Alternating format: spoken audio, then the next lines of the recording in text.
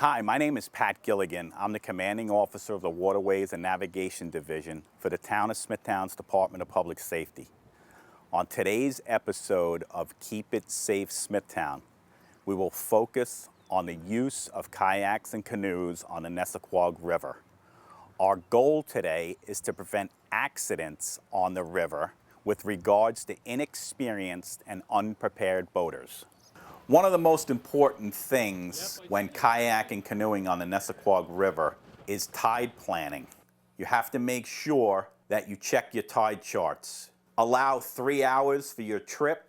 There are a couple of websites that you could use. One is www.usharbors.com or www.tides.info, or you could call the marina at 360-7643.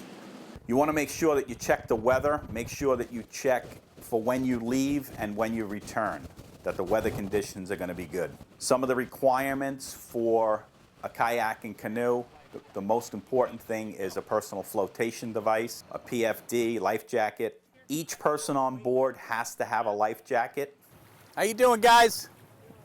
You guys have life jackets on board? You don't. That's not good. Where did you launch that from? Take it back to Riviera and get life jackets. You're done for the day. Another thing that you should carry is a cell phone. You want to make sure that you have enough water for the day. You want to make sure that you're physically prepared for the trip, and you also want to make sure that you let somebody know where you're going. Let your family members know that you're taking a trip on the Nessaquag River. And remember, always don't kayak alone. Make sure you have someone with you. You also want to remember your safe points to launch from. Paul T. Given County Park, which is up in town, is a good launch point from going upriver to downriver. And then the other good spot to launch from would be the Nessaquag River State Park. They have a beautiful facility to launch kayaks and canoes there. One of the spots I would suggest not launching from is the Kings Park Bluff. As you can see, the current at this location is very severe. And because of that severe current, it can cause the kayak or canoe to capsize dockside and roll underneath the dock. And that is something that we just don't want to happen. It's very dangerous down here. During your trip, there are several spots that I would try to avoid. One of them being the mouth of the river.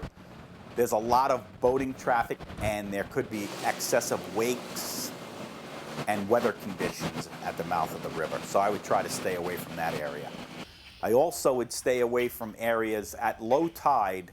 The Smithtown Landing Country Club, that's the spot where most of the kayaks and canoers are becoming stranded at low tide. If you do get stuck in the mud during low tide, there's a couple of things that you want to do. The first thing is you want to stay with the kayak and canoe. Don't try to venture out to get yourself to shore, because what happens is the mud and the silt in those areas are so deep that if you step off the kayak and canoe, you're going to sink into waist-high mud, and then that's going to cause a real problem. What we want you to do is to call the Department of Public Safety at area code 631-360-7643. There'll be a dispatcher that will take the call, and they will contact the harbor masters and bay constables to come help you out. In the event of an emergency, the furthest a bay constable, police, or fire department vessel can get is buoy number 14, which is right off the entrance of the Nessaquag River State Park. That's as far upriver as a rescue vessel can get due to low tide. If you follow some of these simple rules, we can prevent a major incident response requiring the Coast Guard, the Suffolk County Police, helicopters, and all the fire departments from responding.